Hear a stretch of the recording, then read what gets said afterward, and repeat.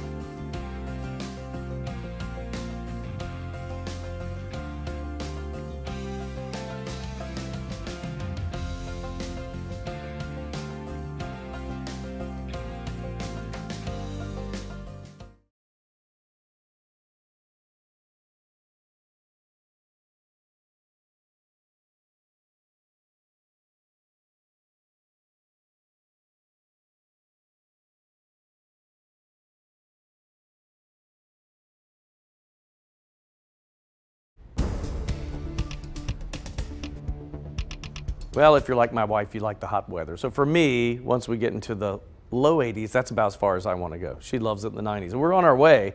I mean, we could see an 85 tomorrow, and there are several days in the 80s in our 7-day forecast. Here's what it looked like this morning. You see a couple of clouds here and there, but temperatures were pretty comfortable. In fact, most of the day, we were seeing those 70s, which I love that. And then we're up to 80 right now in Greensboro, 82 for Burlington, High Point, and Asheboro at 81. We have 78 in Lexington, Mount Airy at 74 degrees, and Walnut Cove 82.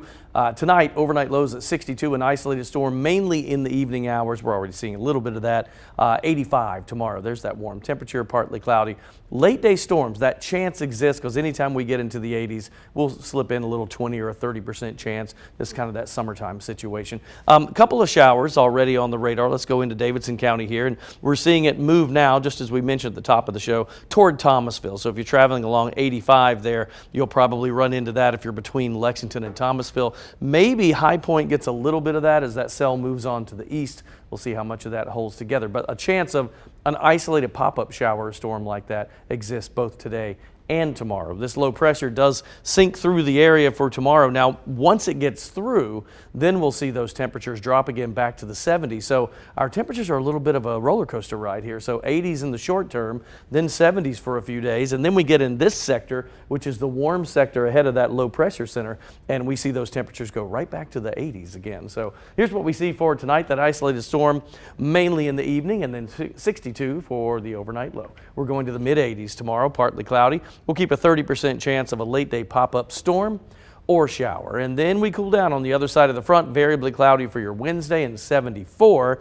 We've got 77 on Thursday.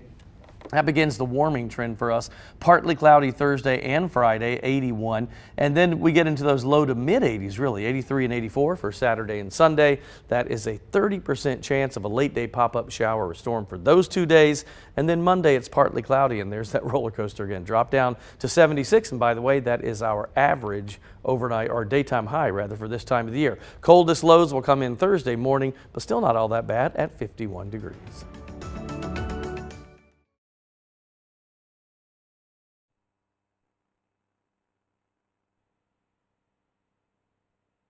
All right, I am talking about recommitting in your relationship, how to do it. What is it?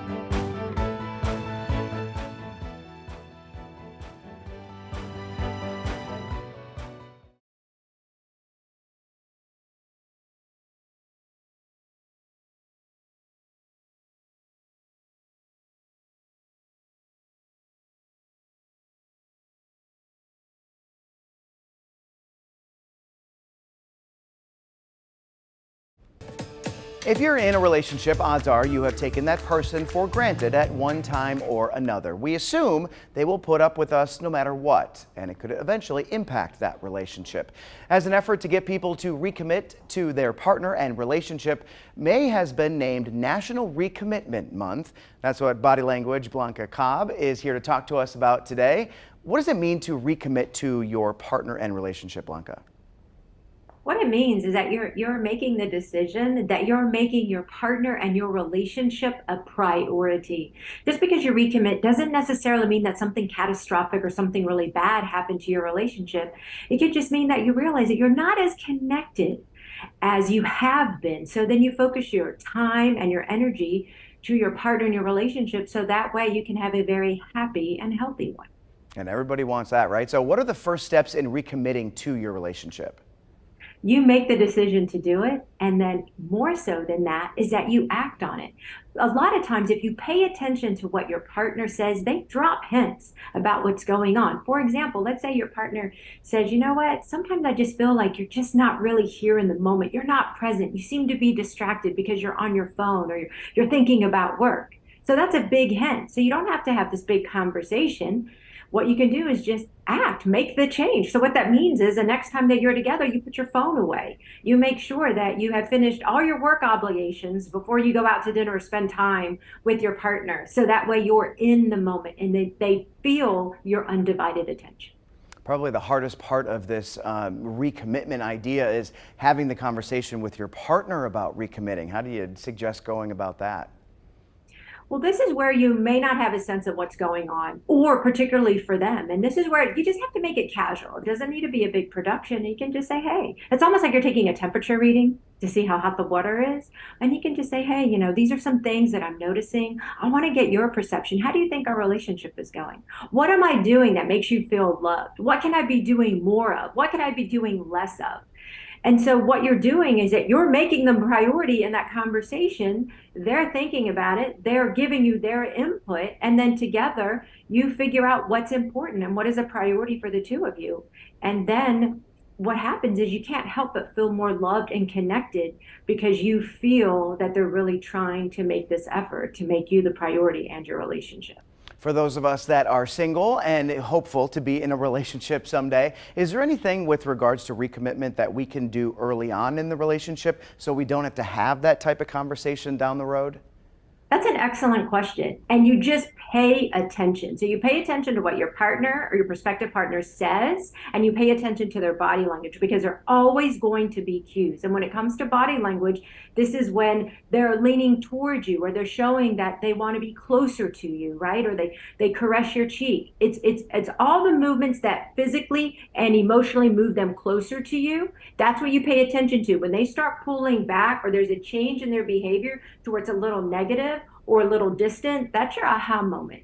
And this is where you have to play detective and figure out what might have caused it. So again, if you listen to what they're saying and you watch their body language, that is enough information to show you what path you should take. Good advice as always, Blanca. Thank you. You can continue the conversation with her on her Facebook page. Just search Blanca Cobb, Body Language Expert. So speaking of recommitment, are there any goals you set that you want to recommit to? I asked you on my Facebook page. Walter says piano practice.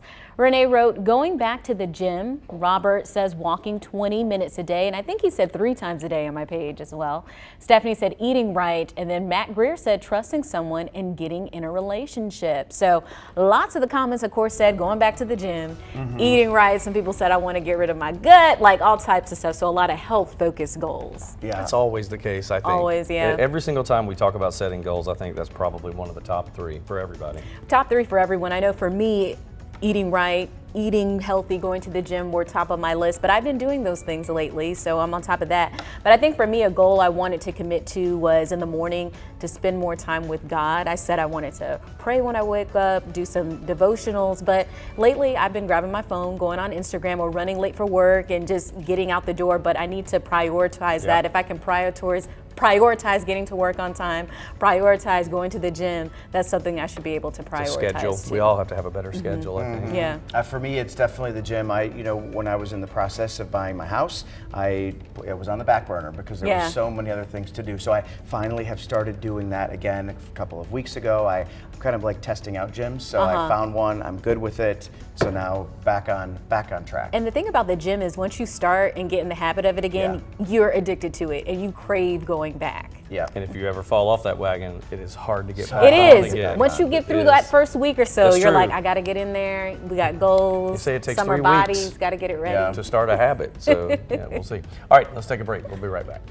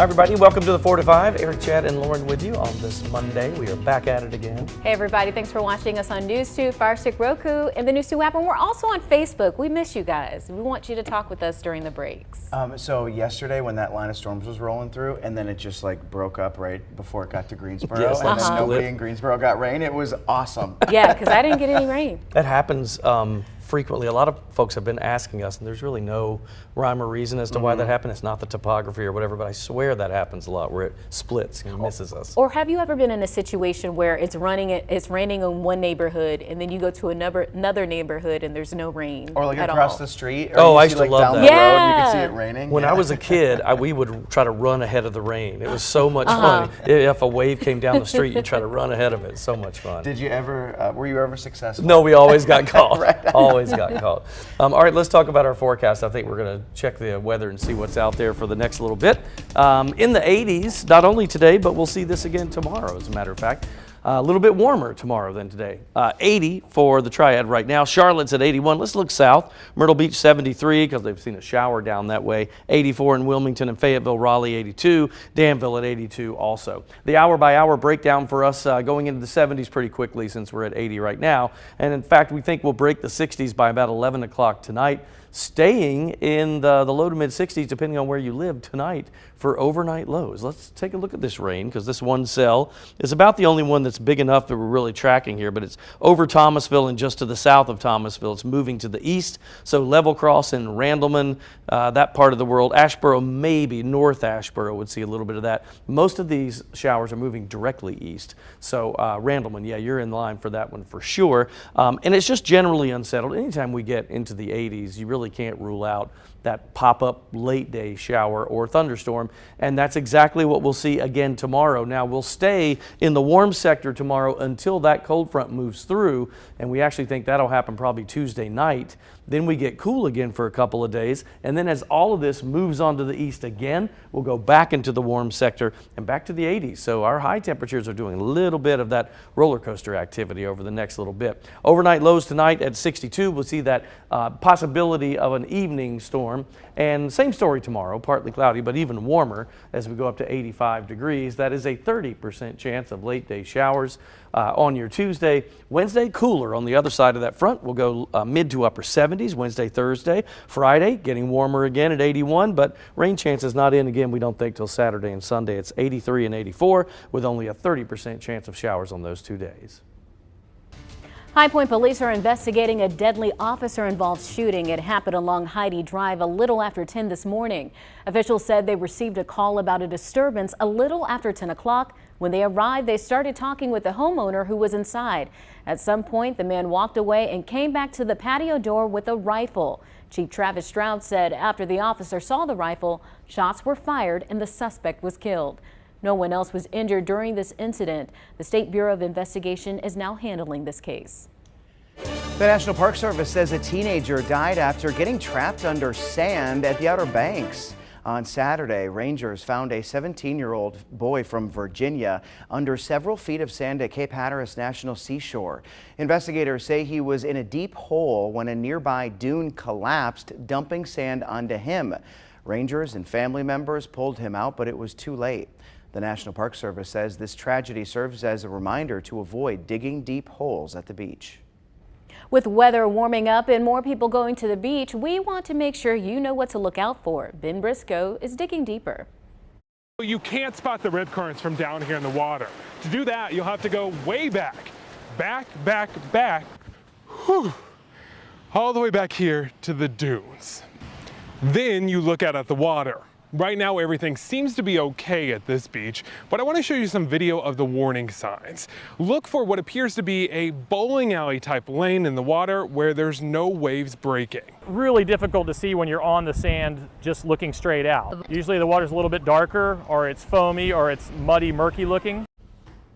If you are heading to the beach and want to check if there are riptide warnings, you can. The National Weather Service offers surf zone forecasts all over the country. Go to weather.gov and search rip currents. The city of Winston-Salem is holding a public meeting tonight to discuss the next city manager, and you've got the chance to weigh in. You can give your opinion about the city's biggest challenges and qualifications you'd like to see in the next city manager. The meeting is at City Hall tonight at 6. Guilford County schools are making sure parents are ready for next year. If you plan to send your kids to school on a bus, you now need to register ahead of time. There are 2 registration fairs planned for this week, one on Wednesday, May 10th at Andrews High and Northern High from 5 to 7 p.m. and another Thursday, May 11th at Eastern High and Southern High from 5 to 7 as well. There will soon be a huge public park at Ballew's Lake. They broke ground on it today. There are 3 phases planned in the master plan of the park. The first phase will include all the utilities, all the infrastructure, roadways, parking lots, you name it. There will be a picnic shelter, 200-person picnic shelter. There'll be a comfort station. There will be an accessible fishing dock. There will be a playground, and there will be several thousand feet of unimproved or primitive walking trails in phase 1. That first phase is set to open at the end of the year on the Forsyth County side of the lake. The rest of the project should be complete next spring.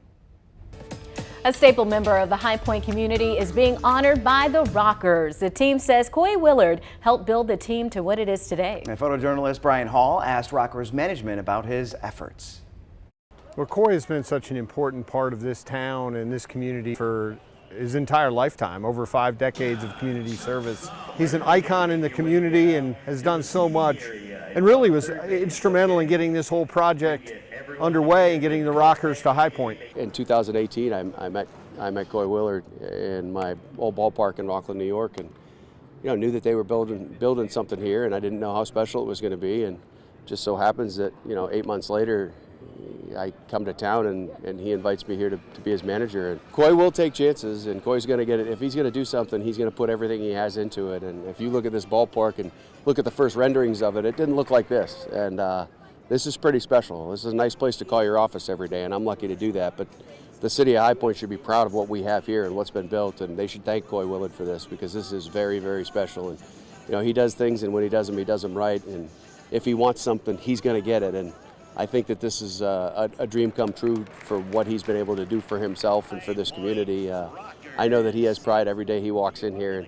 He's trying to be here as much as he can, and in the first 3 years of the Rockers, he's missed very few games, if just a handful here and there. So, I think it's a little extra inspiration when a guy like that shows up to cheer on the team. He means a lot to this community. He means so much to the High Point Rockers, and personally, he's just part of my family. He's just a wonderful man, and this year's for Coy for sure. Well, the Rockers surprised Willard by naming one of their stadium fan entrances the Coy Willard Jr. Gate. Love to see this, and Chilton, you've been here for years as well. That this stadium was really just kind of a pipe dream for so long, and then you see video of it now, and it's incredible to see. I love the fact when we see an elderly gentleman who devotes a lot of his time to something like that, and then they give back to him. I just think that's a big thing. There was a gentleman at the Hoppers games, decades. I think he was there even when they were at War Memorial, that used to help you find your seat. Oh. His name was Leo McGinty, and I knew his son. He just recently passed away, but that literally, I'm talking maybe 35 years he would volunteer at the Hopper. I mean, he was always there. It means a lot to people, and if it is a staple in the community, people see that person giving back throughout their life, and so it's almost like a sense of family in a way. So I think it's beautiful that they gave back to him in this grand gesture way. Look at him. He looks so emotional. You could tell that he's loving it. He really appreciates this. I love that. It's beautiful. Phenomenal. And I mean, you got a gate named after him. Yes. His legacy will definitely live on. Absolutely.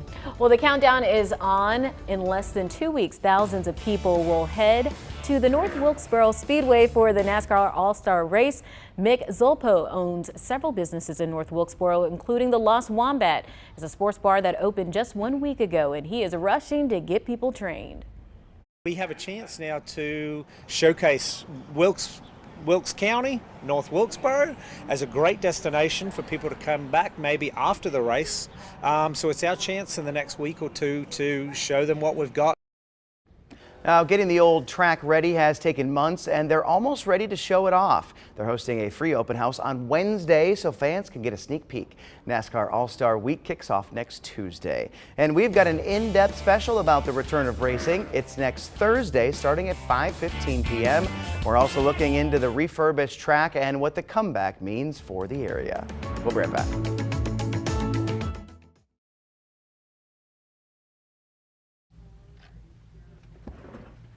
Hey guys, giving you a mic check, ice cold milk and an Oreo cookie.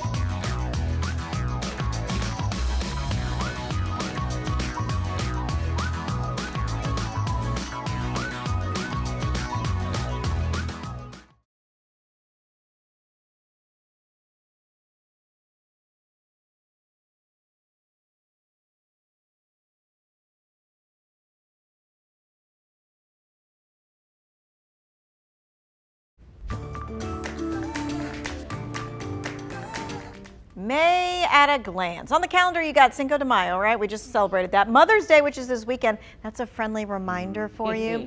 And Memorial Day at the end of the month. And then what? Graduation season begins, right? College, high school, it is all happening. And you might have a wedding or two thrown in. So how's the gift budget holding up? It's looking kind of steep because I have a lot of places I got to be in the next few weeks.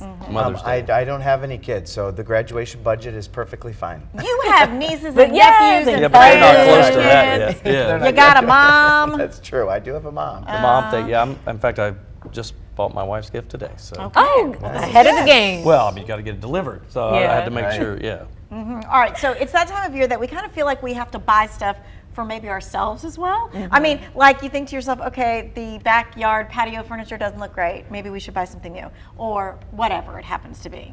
Are you feeling that? I just upgraded my silverware. Oh, you did? Your silverware. Yeah. Were you did like, this silverware is just like, Yeah, that's what I've had it for like 10 years, and it's just like it was like so like yeah, the it just hand-me-down wasn't stuff very you get when nice. You're in college. Yes. Exactly. Yeah, some new Okay. clothes. silverware. All right, so whatever reason, whatever you buy, whatever is on sale, it needs to happen, right? So here we go.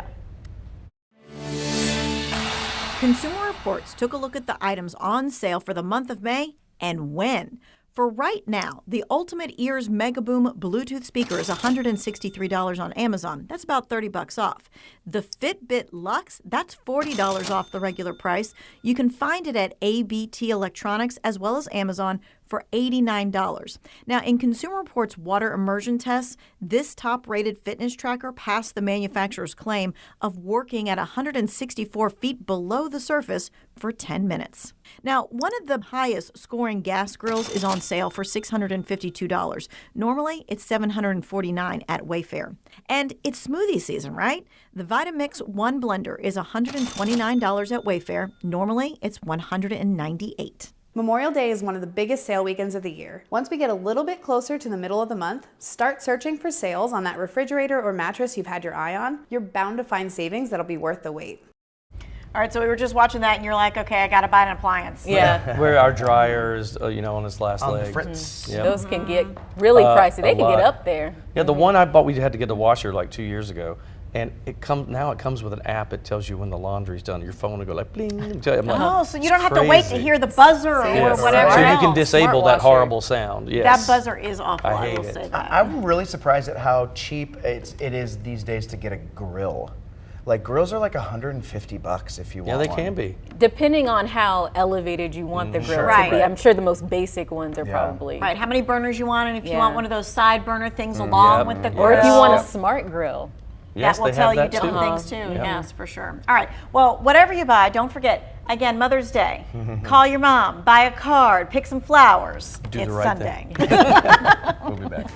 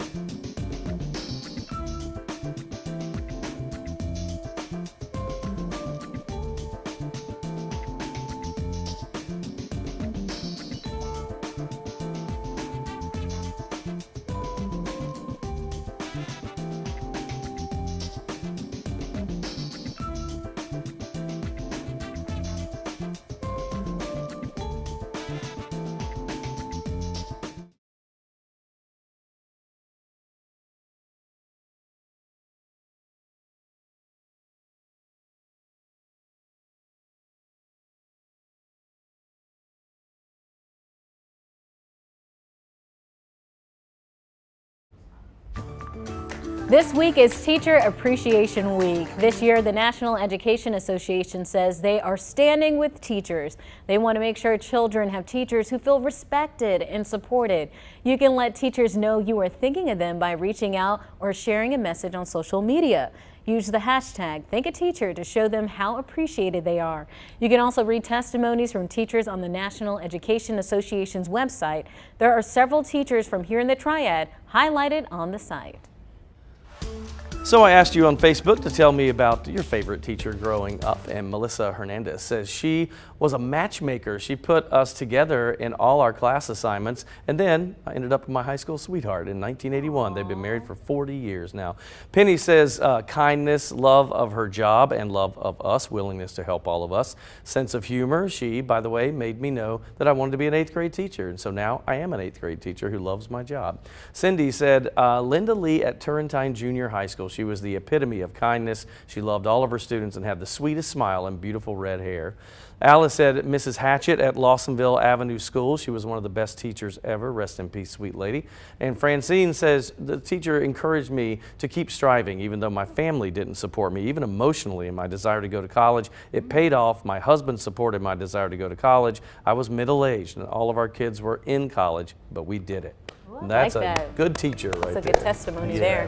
For me, it would definitely be like the language arts teachers, the teachers Your who English got teachers. me kind of like, not really on this path, but definitely more interested in doing something with English and that kind of stuff.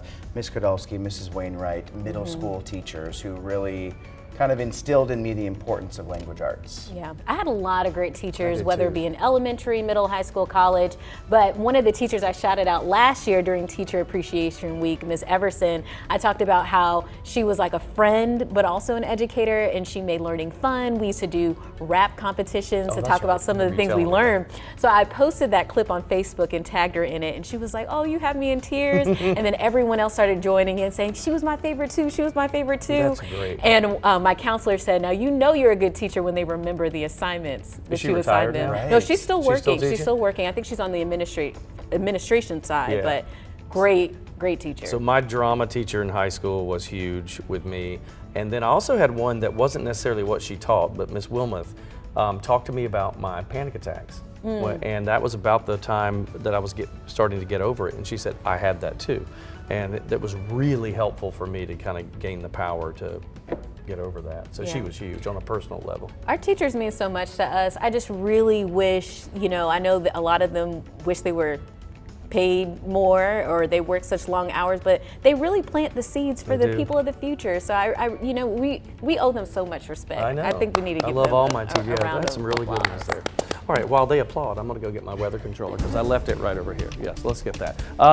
So look, we're getting warmer, right? We're seeing some 80s again. It's starting to feel a little bit like just the hints of summer as we see the temperatures go into those upper 70s and low to mid 80s really tomorrow. We'll be warmer tomorrow than today, and these aren't too bad, are they? 82 in Burlington and Reedsville, 80 for Winston-Salem, Greensboro, and High Point. All the three major metros there. Asheboro with the same reading. Troy's at 84, and it's 77 in Lexington where they've had a little bit of rain. Isolated storm again tomorrow afternoon is possible. Only about a 20 or 30% chance. Don't hold your breath for it, but high temperature or lows tonight rather in the 60s, highs tomorrow in the mid 80s, and I think we see that partly cloudy sky. Here's the one thunderstorm cell, and in some cases it's just been more rain than storms, but we still see this. It's around the Randleman, Level Cross, and Thomasville area. If you have to travel on 73 heading north through Randleman or Level Cross or on Highway 64 south of Thomasville, you'll probably run into a little bit of rain with that system. Not widespread, right? These are isolated pop-up showers, and it's exactly what we'll see again tomorrow.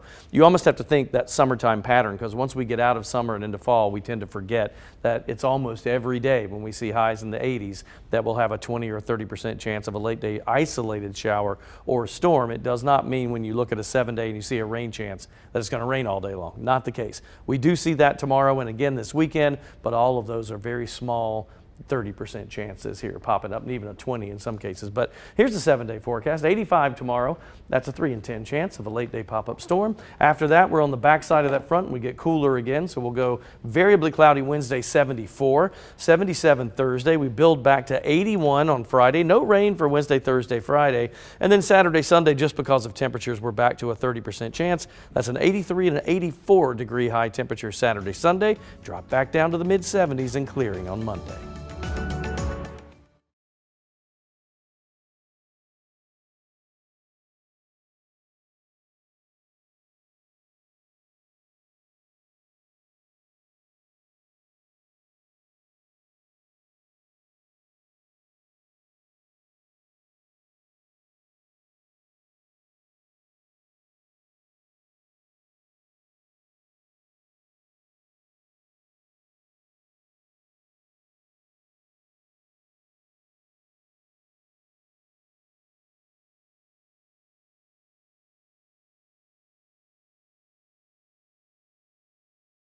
Two, three, four, breaking news. 1, 2, breaking news. 1,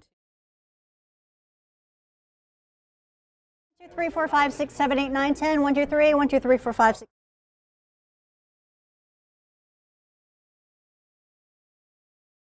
Milk and an Oreo cookie, they forever go together.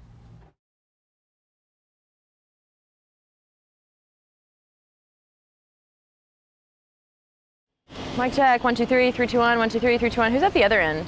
Is that? What'd she say? No idea.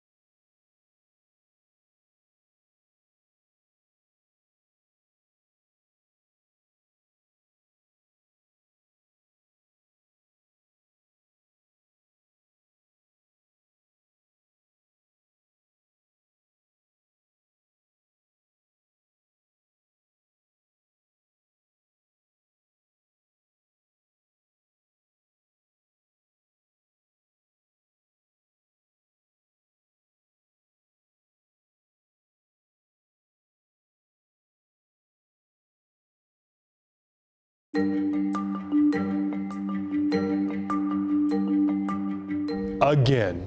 It happened again. This weekend, another mass shooting in America. This time, it hit close to home for me.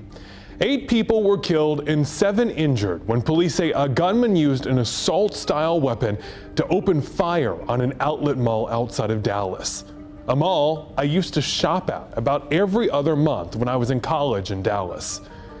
Seeing those horrific videos online of bodies laying where I used to go all the time proves yet again this can happen anywhere. 8 people lost, mothers, fathers, children, and friends. I know we all have different ideas about what causes mass shootings and different ideas to fix them, but there is one thing I hope we can all agree on. We must vote for people who will make protecting us from violence a top priority.